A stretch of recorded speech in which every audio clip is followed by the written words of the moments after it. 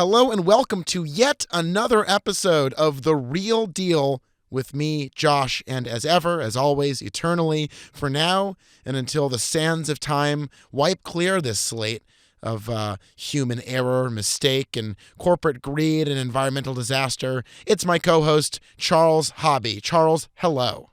Hello. It is all those things and more. Yeah, I just thought, we'd start with that and get into the more difficult stuff. I appreciate that. It's rare that people really acknowledge, the extent of me. So that's nice. It's one of the nice parts about this show. Yeah, well, I think a lot of shows that involve two callous dicks reviewing movies don't really address, politics. They don't really get into the politics of it all. And, right. Or sand. We've talked about sand a lot, and we just keep bringing it back to that. That's good. Yeah. I think our stance on sand has been well established, and I'm excited to continue to expand our worldview that is surprisingly fixated on sand. Yeah, well, we could see it. I just first, before we get into it, I feel like I should apologize for the way that I treated you last week. I made you watch a really awful movie that put you in a bad mood, and then I made fun of the way you told jokes. So I've been thinking about that, and I really think you deserve an apology from me and the fans who listened and laughed along with that. Well, I think it's big of you to acknowledge that. I carried that with me over the last week, and there was a lot to carry. You did? Okay. It was I thought so, and Yeah, go ahead. Okay, so thank you. It's cool that I can talk after your apology. Thank you for... Yeah. Is there anything else you want to say before I respond to your apology? No, that's okay. That's it? Okay.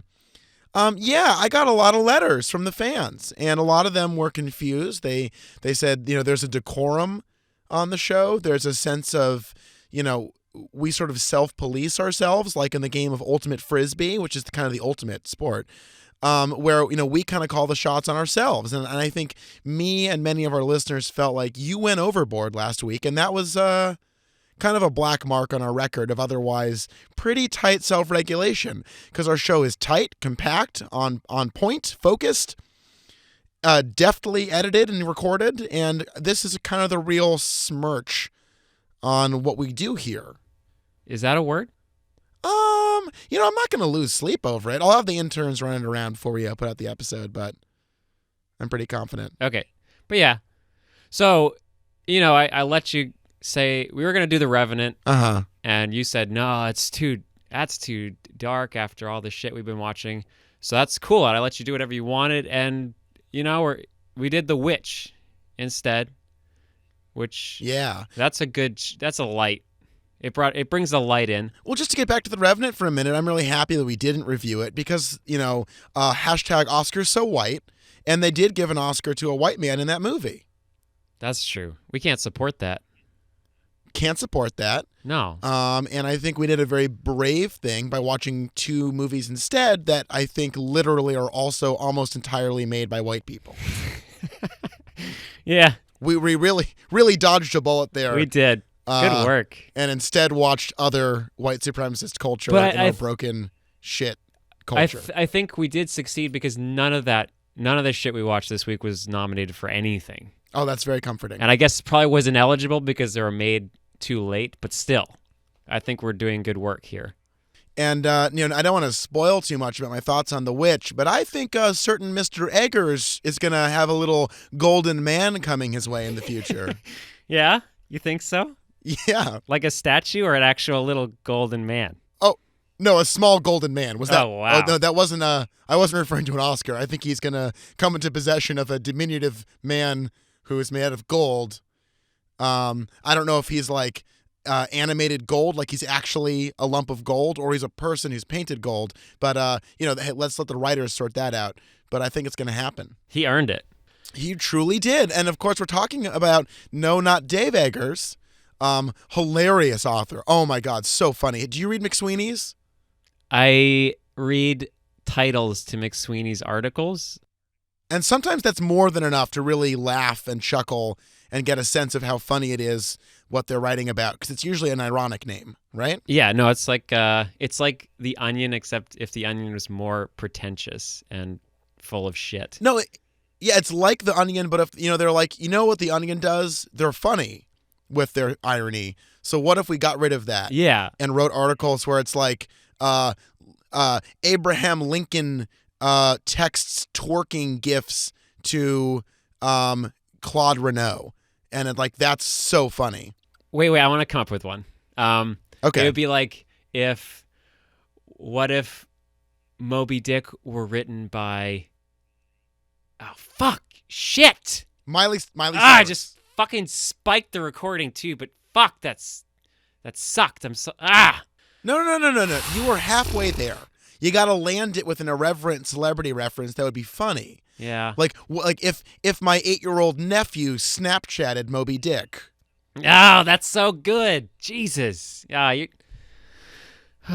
I thought after working for like fucking 10 years in a bookstore I could land one McSweeney's reference. But no. But no, you're some dumb shit, and that's fine. Yeah, Jesus. Yeah. Oh well. So we watched 2 movies this week. One movie, well, they're both about faith. There are 2 movies that are about faith, and that was the theme that I wanted to tackle these 2 cinematographic productions from. We haven't even mentioned the second one. Go for it. So we watched The Witch, very spooky, and Hail Caesar by the brothers Coen. That's right. Yeah. And by the way, why don't they embrace that phrase? I think that's underused in this modern landscape. The brothers Coen. Yeah. Yeah. I mean, they're even sort of they sort of have a fairy tale feel to them almost. It brings me back to the brothers Grimm. Yeah, it's 2 Jews from the Midwest, brothers both. And they tell stories, and they often have narrators, and there's often a journey involved. I could totally see them reimagining their image if that's redundant. That was terrible. Yeah, it's cool how in many ways they kind of make the same movie a lot. They do. But sort of they move the actors around, which is cool. Yeah. And sometimes use different actors. Sometimes they don't though. Yeah, like you're tired of Frances McDormand being the main character? Don't worry, she's a side character. Right. Not enough Josh Brolin in the last one? Don't worry, so much Brolin in this one. So where do you want to get started? You want to just dive right in? You want to? Well, I want to, before we get started, I want to, before we gather momentum towards actually doing the meat of the podcast, I wanted to quickly set the stage for our listeners about where I am in my life right now and provide kind of a postscript to one of our most popular episodes, if popularity is gauged entirely on which episode was my favorite so far. I think so, because pretty much it's you and it's me between figuring that out. And if you're going to say episode 5, is that what you're going to say? I can't remember which number it was. Shit. Jobs and Jobs. Jobs and Jobs. Yeah, that was 5, I think. J&J. I wanted to tell you and our listeners that I actually rewatched Jobs. I rewatched Ashton Kutcher's Jobs last night. I got home from a long day and smoked a bowl of a kind of weed that was sold to me with a label on it calling it L.A. Confidential. Ooh, movie. Yeah. That's a movie for our Brian De Palma directed that movie. So I leaned back in my armoire and I threw on Jobs starring Ashton Kutcher, which we covered in depth here on The Real Deal with Josh and Charles. And let me say, the rewatchability of that movie is incredible, because from the opening sequence of Ashton Kutcher doing old Steve Jobs onward, it is just fire. It is 2 wonderful hours, and I really, if I did not stress in that episode how delightful that movie is, it is really worth watching. And I know it's a little tired when it's like, insular dork tries to valorize shit movie just for laughs. But I really, really like watching Jobs. I think Ashton Kutcher really, in a very Ashton Kutcher way, delivers the performance of a lifetime. Well, I have a suggestion for you. Okay. And to, give our listeners a brief glimpse into our lives, as they probably know, unless they were not paying attention, we don't live close to each other. Though, well, emotionally we do. Right, but that's the thing, in a proximity sense, we are far apart. But I'll be visiting you next week, and I suggest to you that we sit down, we watch Jobs, and we record a director's commentary, except since we aren't directors, an asshole commentary to that movie. I think that's an excellent idea. We can watch it on my roommate's television, which is in HD, so the quality of the film looked even more degraded into like a terrible soap opera. Well, you have And TV? You have a television? One of my roommates does. Obviously, like any movie critic, I watch most of what we do on my greasy laptop, which barely works. It's cum stained. It makes crusty noises when you type. Yeah, it's a crusty, grease-stained. It's a real Lenovo. Thank you. No, I think it's an Asus. I don't know. You're the computer guy here, not me. But yes, stay tuned for what will be probably, and I don't want to be too bold in this, but what I think will be the definitive commentary track to the 2013 film Jobs. I think so. And we will provide it to the listeners. I can provide you with instructions for how to just fucking pop it right in the file, and you can just eliminate the actual audio track if you wanted to and just have us on there. But you probably don't, because as Josh has been saying, and I think I really didn't put up too much of a fight over it on our episode, it's fucking hilarious and watchable maybe for 80% of it for me. The last 20%, it's hard to get through, but other than that, that's a strong 80%. Oh God, there's some the drug trip scene is worth watching the whole thing just to experience that in the context of the film. And I'll throw this out there. If you're one of our 420 friendly listeners, and I think you know what I'm talking about, drugs. It's really in the canon of great movies to watch when you're just a giggling asshole. It is really great. I cannot recommend it enough. And luckily for me, I am always a giggling asshole, so I can watch it anytime. Yeah, Charles requires very little stimulus to be a giggling asshole, which I think is one of the unheralded things about Charles Hobby. Nice. That sand and this. Man, I appreciate that. Yeah.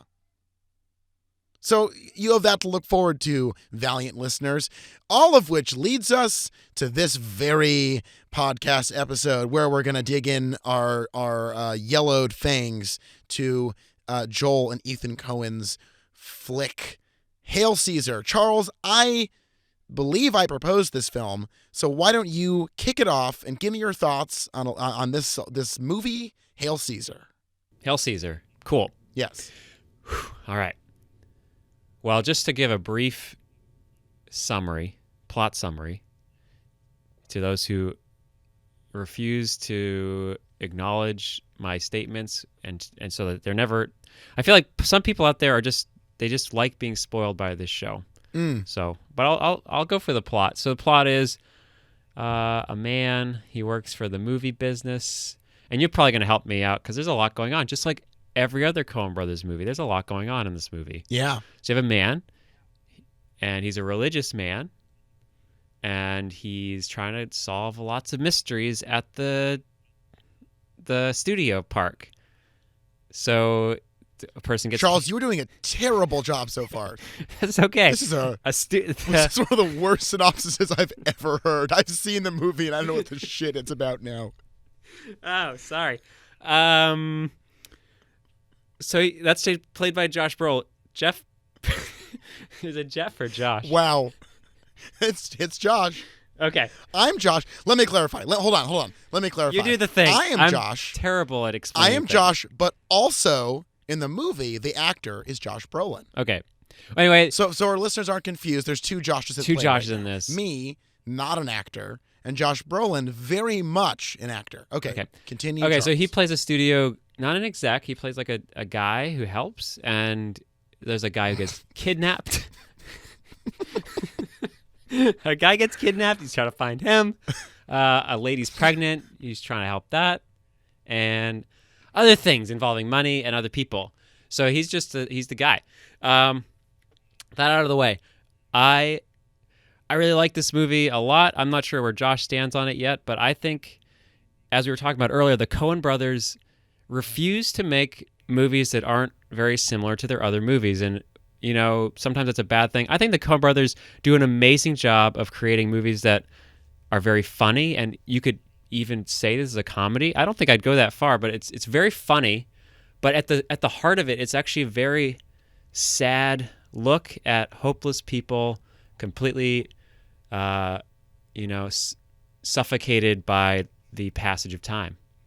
And once again, I think this movie really does a great job of showing a hopeless journey where there's certainly a beginning point and an end point, and the end points in Coen Brothers movies are rarely great places to leave off. They mostly just one more stop before you die. So I think it was really good, and we'll get into some of the details in just a minute. But yeah, Josh, what'd you take away from this? I took a lot away from it. I think that I just now, when you were talking, made a connection between it and The Witch that I'd like to explore later on. But the Coen brothers are from a walk of life that's very familiar to me. I'm also a secular Jew. I was raised in a religious household. I was deeply stewed in the Bible and also, Greek myths and, the Iliad and the Odyssey and kind of a lot of these great archetypal narratives. And the Coen brothers constantly revisit that source material for their films. And this movie, just like Inside Llewyn Davis, just like Oh Brother, Where Art Thou, just like The Hudsucker Proxy, are really fascinated with the questions of these endless journeys that we constantly go on. And just like Inside Llewyn Davis, the action of this film is contained to essentially one 24-hour period in which someone is tested and tried and in a very Job-like manner sort of repeatedly punished by a seemingly careless, higher power. In this case, the sort of always looming in the background of this Eddie Mannix, the studio fixer's work at Capitol Pictures, is the mysterious Mr. What was it? So good. The studio head in New York City they keep calling. Yeah, I forget. Mr. Skank. Yes. So there's this invisible higher power directing the activity that we see Mannix carrying out very dutifully. And this offer from a rival massive corporation, the Lockheed Martin Corporation, who tried to sell him on joining their team by talking about the frivolous nature of film and promoting their use of the atomic bomb. Look, this is a movie about spirituality, materialism, and the political realm of man, where this dutiful Christian, Eddie Mannix, goes about his daily routine, and he's plagued constantly by guilt over really the most asinine part of the movie, his inability to quit smoking. And in the face of this world of lies and sin and two-dimensional stories being propped up by talentless actors and hack directors and a sort of culture of spinning lies very willfully because they make money, he's sort of embroiled in all of the worst parts of our nature. And yet the one thing that really gets to him is that he's lying to his wife about smoking cigarettes. Yeah. So that's the moral dynamic we're exploring through this lead character. And he encounters these sort of two rival forces that exist on either side of the movie business. On one side, you have the aforementioned Lockheed Martin exec, who's the ultimate capitalist materialist, who says, look, we're making big money. Movies are going nowhere. It's full of oddballs and misfits and losers and junkies, and it's silly and empty. And on the other side, this conspiracy of communist writers who kidnap the wonderful George Clooney, who plays the wonderfully named Baird Whitlock, the sort of thick-skulled, handsome studio hunk who does a pretty astounding job in the film within the film, Hail Caesar, within the film, Hail Caesar. They kidnap this movie star and inform him about the material dialectic, and he's given this completely opposing view of materialism in relation to the movie studio, in which the studio itself is the capitalist bane of the working man and, working against equality and a tool of the oppressors to keep resources out of the hands of the actual talented. And in the midst of all of this, you have this Catholic man running around trying to figure out his own spiritual crisis. So it's a mess of a movie in the best possible way. And it brings up, everything from mid-20th century Cold War paranoia to this very deep biblical sense of duty and sin. And I don't know. I saw it twice, Charles. I really liked this movie. I can tell. Yeah, I got a lot in my mind about it, and none of it's making sense. I was honestly surprised about how many people labeled this a comedy. It's got a lot of serious stuff going on, and certainly there's some funny moments, but it's pretty dark, especially about what you're talking about with, it's funny to watch him go into the confessional booth and sort of feel bad about himself for not smoking, as you pointed out, when all this other shit's going on that's way worse. And I know I'd like your opinion on the end where, he talks about how, I forget the exact phrasing. You might remember it since you saw it more than I did, but about how like he essentially appreciates his job at the movie theater, or not movie theater, the movie studio, because it feels like work. Well, there's a conversation he has with his priest where he asks the question. So basically, with the job at Lockheed Martin, a big selling point that's made to him is that it's going to be easy. He's just going to it's going to be all set up for him. He's going to work X number of hours a day, no more late nights running around solving problems and defusing media scandals. He's going to work in something that's serious and straightforward, and it's going to be about leadership and management. And he's deeply conflicted by this idea and takes it to his priest, his beleaguered priest, who seemingly fields an almost endless number of confessions from Eddie Mannix, and asks him, basically, is it okay to have an easy job? Yeah. Is it okay to do something that is not inherently the world? Because he is, in this movie that depicts materialists from various ends of a political spectrum, Mannix is the only person in the movie who lives, he is his job. He is almost indistinguishable from the work that he does. When we see him at home with his wife, played by the wonderful Alison Pill, he has almost the same approach to his problem solving with his family and his relationships as he does with the studio. There's a wonderful moment where this is deep in the film, nothing else is going right. He has forgotten to correct his son's baseball coach to tell him that his son does not want to play shortstop anymore. And his wife goes, hey, you know what? He played shortstop and it actually was great. And he sort of takes a minute, nods, and goes, it worked itself out. I loved that moment. Yeah. I think having that scene with because there's only one scene with his wife, right? Yes. After a couple phone calls with her, the only time we actually see her is about 2/3 of the way into the film. And I think that was a very important scene because, we were talking about sort of the triviality, if that's a word, of his inability to quit smoking.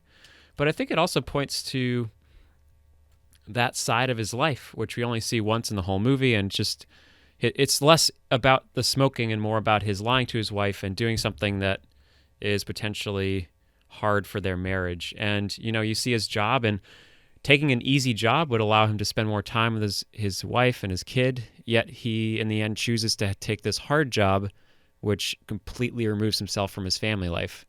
Yeah, and also, it's something he can't control. That's a great point.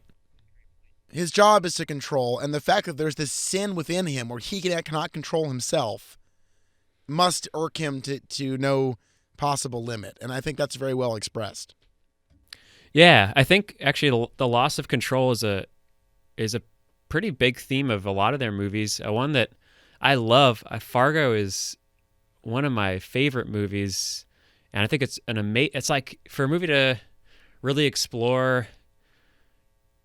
There's so much that it explores, but like one thing that really jumps out is the idea of marriage and pregnancy and this inability to control what you're doing with your life, and just using pregnancy as a way to sort of express the limited time we have and the choices we make. I love the last line of that movie is, I think it's like 2 more months, and you just sort of see this expression on her face. We're sort of constantly given characters that have to go on these journeys, but in the end, they're pretty much locked into where they are because they refuse to change things. And I love her character in Fargo because she is so strong, and it's that grapple or the fight that she has to do between what she wants to do and what she has to do. And just like most of their characters, she is unable to escape and just sort of falls into line with this sort of the linear progression of time. That's a very good observation. And I think, what a lot of people probably don't like about this movie is that there is no Frances McDormand in this film. Even Mannix is a relatively inaccessible character. And it's only at the very end of the movie where this theme of control gets taken to that fourth wall pretty aggressively. The film within the film, Hail Caesar, is about a Roman centurion played by George Clooney's character who encounters Jesus and is won over by his divine message. And at the end of the film, in what is probably my top 10 favorite scenes from the last year, and certainly of any Coen Brothers film, after all the trials and travails of Eddie Mannix relying on a complex system of chance, fortune, and actual skill to hold together this production, he's delivered back on set after a night of carousing with communists and delivers his show-stopping end-of-film speech to the crucified Jesus and surrounded masses. And it's the best metaphor for exactly what we've been talking about in this podcast so far, where the speech is this beautiful, evoking, rich, cheesy, very Hollywood, what is, the essence of belief? Like, what does it mean to see a greater light than this material realm we live in of hierarchy and sociality and governments? And this speech rises and people on the set are looking up from their mundane day-to-day tasks and see this thing happening, this moment building. And at the very peak of the speech, he loses it. He drops the line. He can't think of it. And the last line is, we could do all of these things if only we had the, and then offset, the director goes, the faith.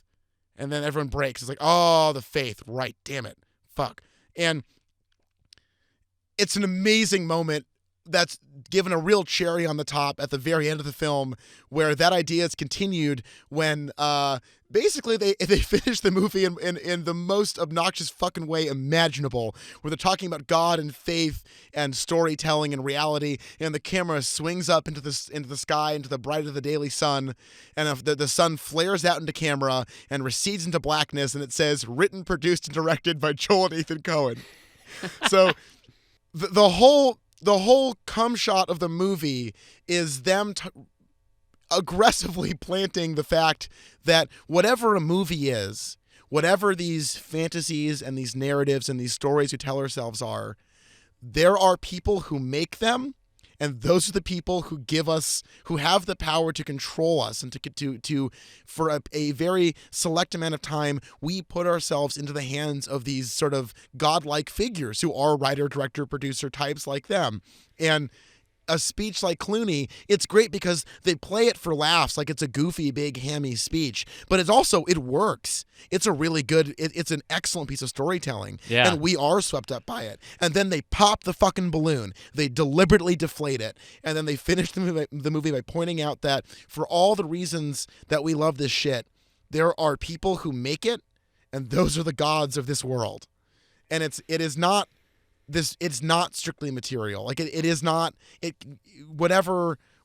It's a very ballsy move on their part, because they show how willing they are to crush their own medium to make the point that there is this other level to filmmaking that does exist, and they're so masterfully in control of that they get to play with it in this movie and really examine it. And you're right, it's not a comedy at all.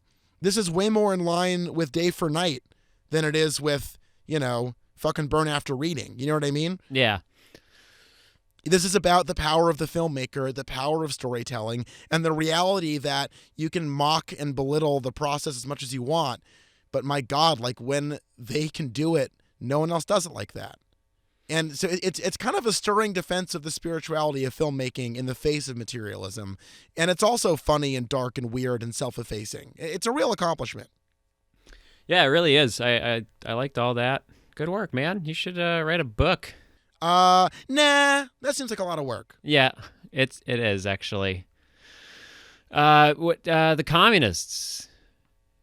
Oh my God, can I pull up the list of character actors? Please do, because in that scene, oh my God, it's funny. While you're pulling that up, the theater that I saw it in Portland, and most of the movies I see at the Nick it's a pretty diverse crowd of youngsters and old.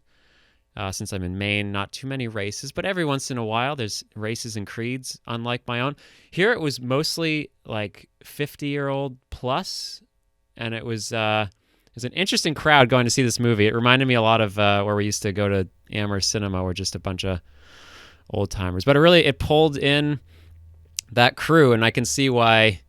If you sort of see this movie and being like, oh, this reminds me of all the movies I used to see as a kid, and oh, it's because it does. They do a great job of pulling in all these references of old movies. So I can totally see why people might be swept up in that part of this movie and think of it as a light time. But no, it does that I think further what you were just talking about, where it uses these references and metaphors of old movies to get you to be like, oh yeah, I remember that. It's interesting how, did you see that shitty movie about Hitchcock with that shitty actor who played Hitchcock? Surely you refer to Anthony Hopkins. I do, yes. I did not see that film because it looked super bad. And also that Hitchcock was a real piece of shit. It was terrible. And that's the thing, is Hitchcock was a piece of shit. The movie was about a piece of shit. Yet the movie did absolutely nothing with that character and just turned into like a little lark about him making movies. And no one cared because everyone in the movie theater was like, oh, that's Gregory Peck. Oh, that's Cary Grant. I saw that movie. It's like, it's really, it's goofy how much we like to recognize people. And I thought of this because I'm an idiot too, because every time we saw a comment, it's like, oh, who the fuck's that guy? Who the fuck's that guy? And it's like, we love to recognize people. So bring up the list so we all know who those communists were. I've got the list right here, but a quick tag on that. Yeah. One of the many reasons why Walk Hard, the Dewey Cox story, is one of my favorite films ever made, is that it relentlessly dogs on that trend in movies that are period piece set. I love it. The scene where he meets the Beatles is so fucking good. It's so funny. And I think the Coen brothers were deliberate in that, not to make something light, but really just to point out how we are controlled by the movies and how they really do play a huge part of our lives. The study group, if you will, of communists depicted in Hail Caesar includes the acting talents of Max Baker, Fisher Stevens, the wonderful Patrick Fischler, who I adore. Patrick Fischler. He's one of my favorite actors. He's in Mulholland Drive.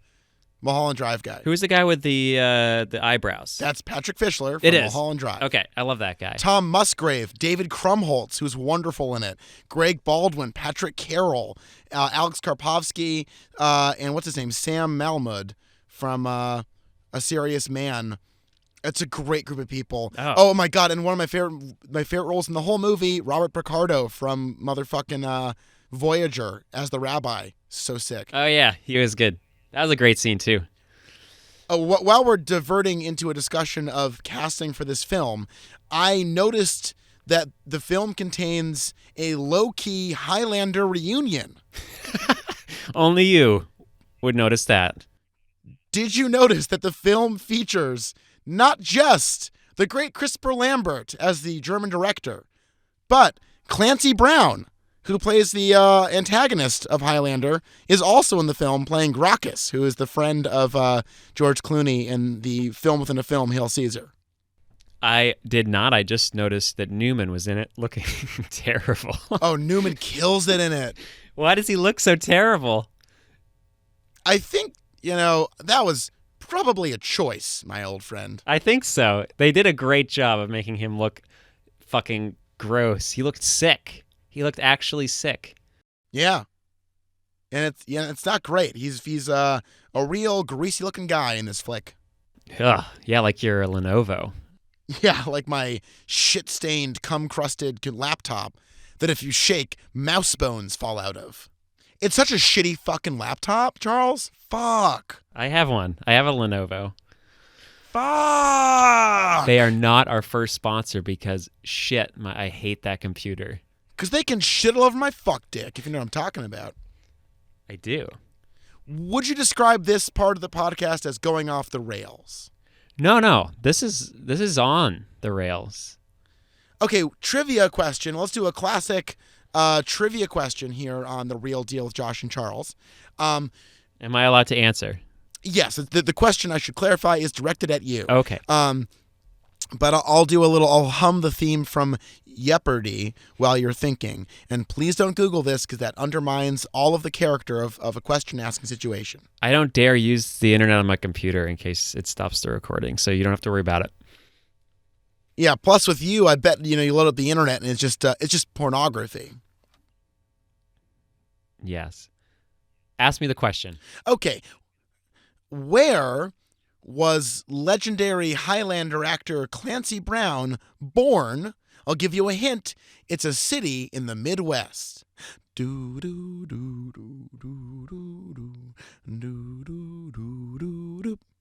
Okay, Charles, where was Clancy Brown born?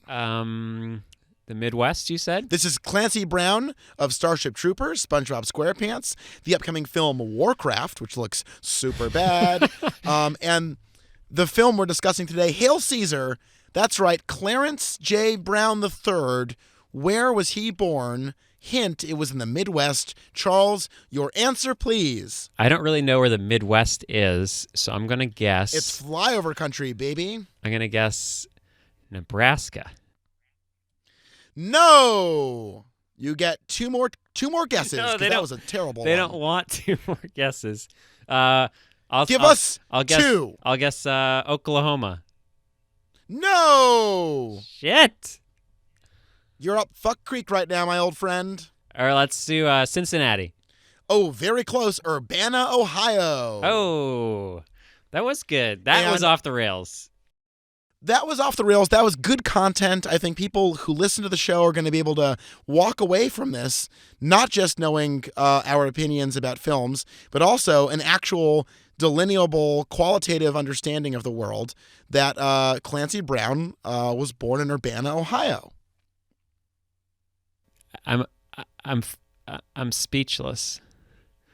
I think that part of our mission statement, which, by the way, we're still drafting, is that we want to enrich people's lives with this program. Yeah, at least, yeah. I don't know, man. I mean, I I'm thought that was losing it. implicit. Do you not? You don't think so? No. Well, man, this is opening a whole new door. I mean, how can I restore faith in you? Well, I didn't even that know the we work were we're writing a doing mission here statement. You didn't even include me in the is process. meaningful.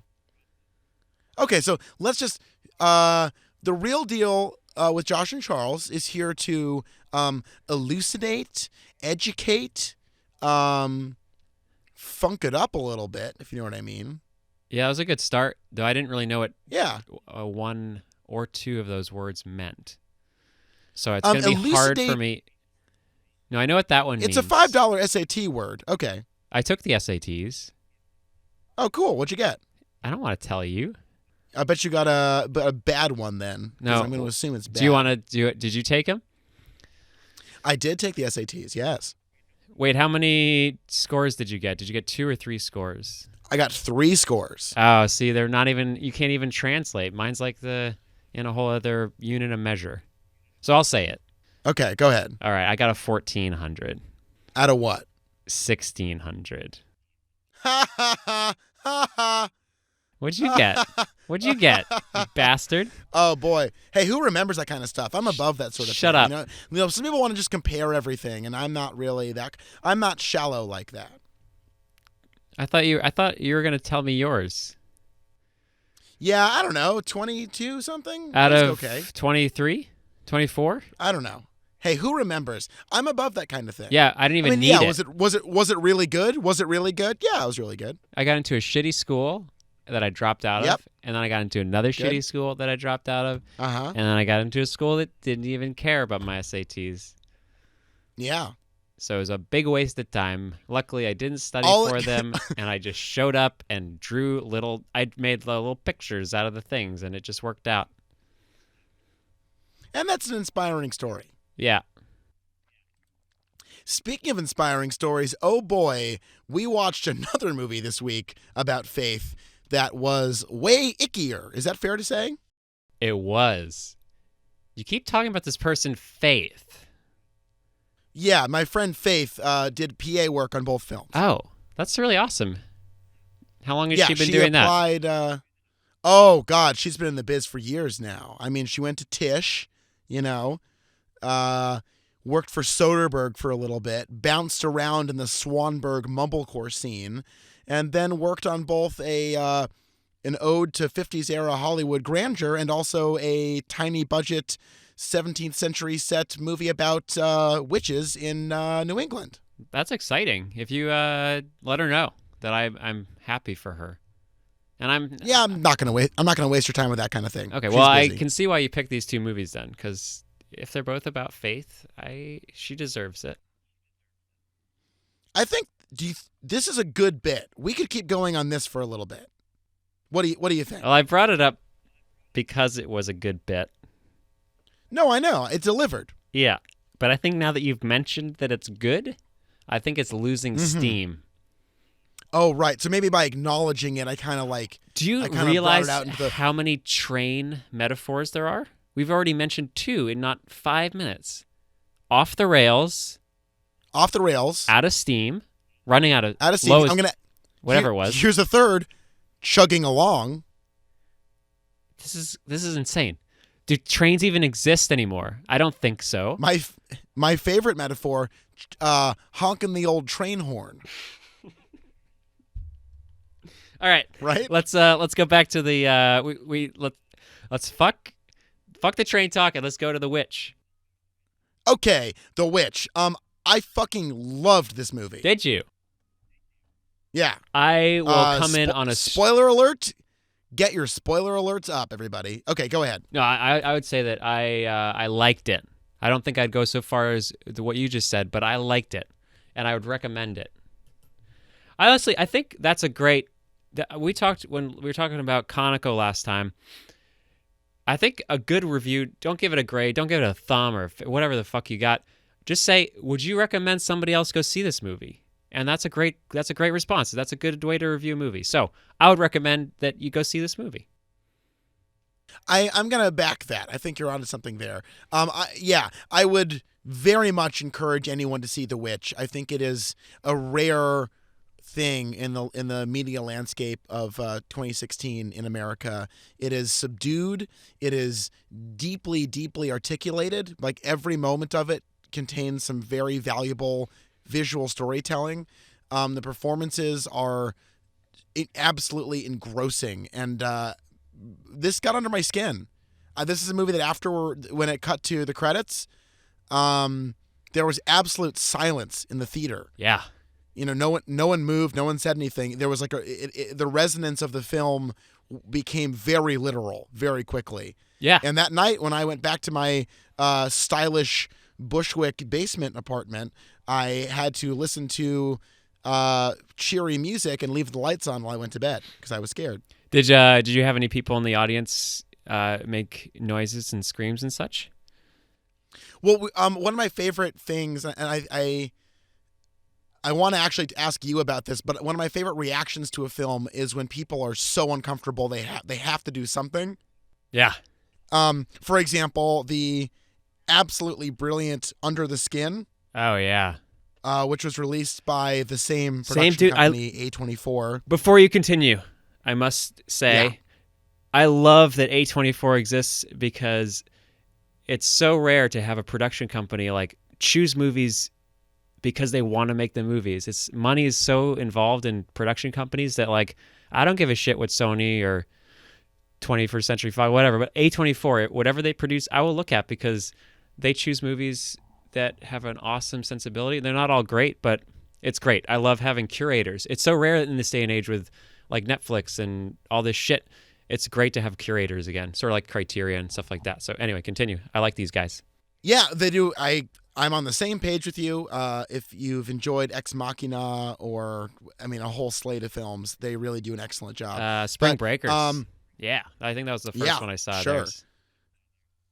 The most nervous laughter I've ever seen in a single film was during Under the Skin. And in The Witch, there were people like, and I've seen horror movies in theaters before, but this is so much more of a psychological experience that people were really kind of losing it around me. People were like, oh my God, no. Like, there's like a lot of people talking during it, like involuntarily trying to establish that fourth wall for themselves, which usually speaks to a movie being pretty fucking on point. If you're making the audience work to remind themselves they're watching a movie, and I did. I was humming the riff to the straight edge vegan metalcore song Firestorm by Earth Crisis to not feel frightened. So during all the various scenes of people wandering around a wood that frankly looked almost exactly like the woods I grew up in, because it suggested heavily that the film is set in central or western Massachusetts. And in fact, if I have a historical background, but in the old days, like if you were living in like the frontier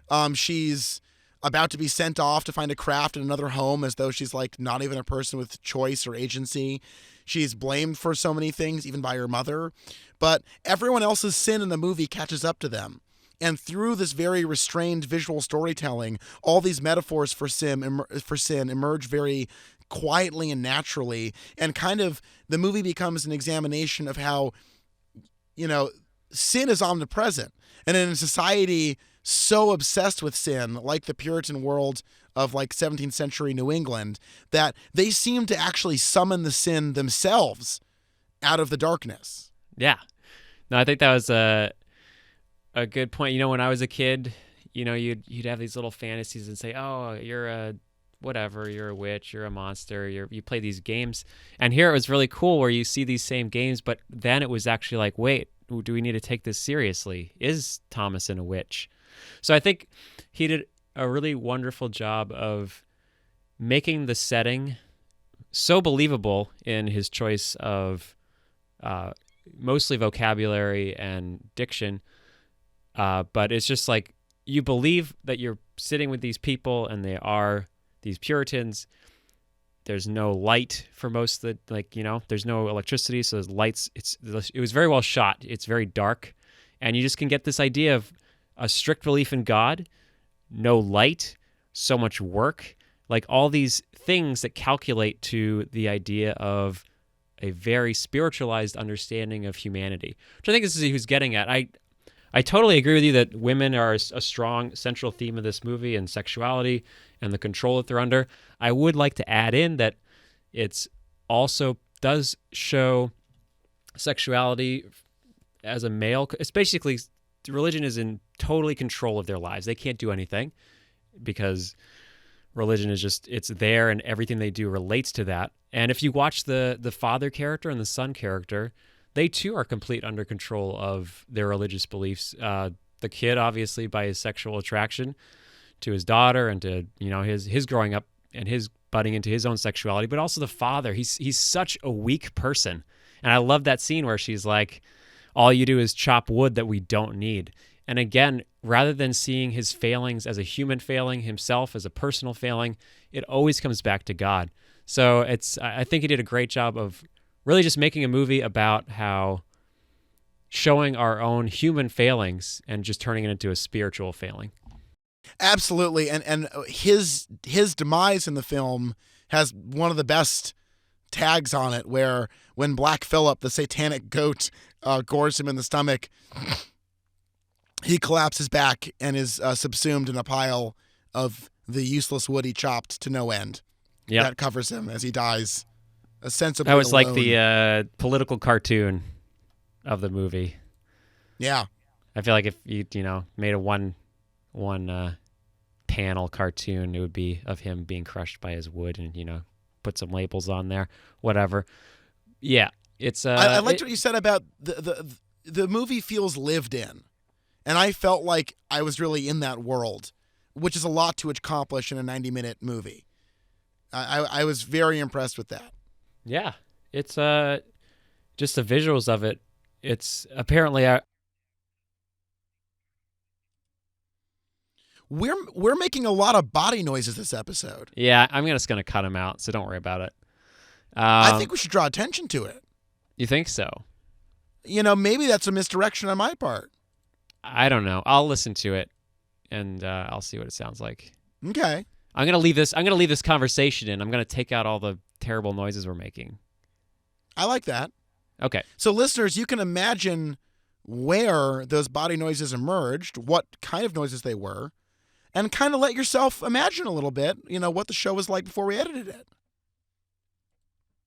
It's I was what was I gonna say? Oh yeah, everything was built like everything looked real, and things like Zack Snyder's The Watchmen, you sort of feel like he's just like wants to be able to jack off that night, so he places everything just so. But here it's more about creating a believable set so that we're not distracted by, not continuity errors and anachronisms, but just like it's helpful that even if he doesn't focus in on the way the floorboards meet and the way the roof is thatched. Like you see it for a second, and you don't even have to worry about where you are. It doesn't take away from the experience. It really just puts it in that experience.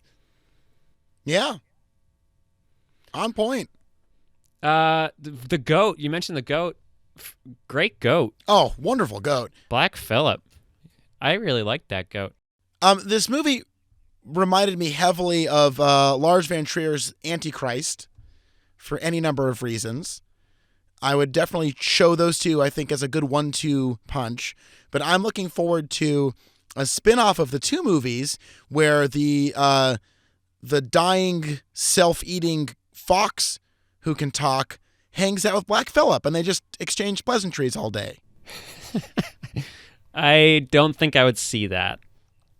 You don't want to see a movie where a goat and a sort of dead fox talk to each other in a forest filled with the sins of mankind. Is it like a remake of a Gilbert and Sullivan musical? That's one tone. I was thinking more like Pixar. You know what I mean? Oh, yeah. And hey, big shout out to Pixar for once again bringing home the biggest award of the year. That's right. Best Animated Movie at the Oscars for Inside Out. It's really cool that they finally won an Oscar for a genre made almost explicitly for Pixar. And I just think that they don't get enough attention, and I think they did a great job. I didn't see it. It wasn't good. Was that guy the guy who accepted the Oscar? Is that Brad Bird? Oh, that's a good question. I don't know. I did not watch a lot of the Oscars this year because I was boycotting them. No, I'm kidding. I just didn't. I didn't watch them. Yeah. That guy looks like a cartoon character, and I'm not trying to be mean or anything, but like he really, if you look at that head, I thought he was the cartoon. I'm not trying to be rude, but what a fuck shit that guy was, huh? No. I mean, appearances aren't.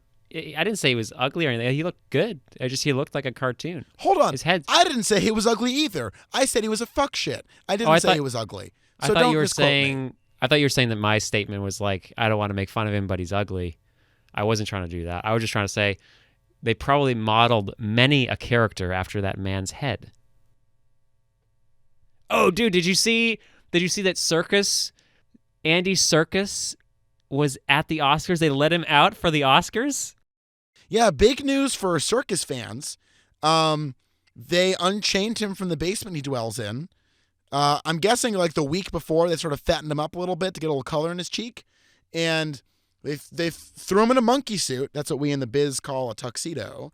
And trotted him out at the Oscars. So good. Congratulations, Andy. You got to leave the basement.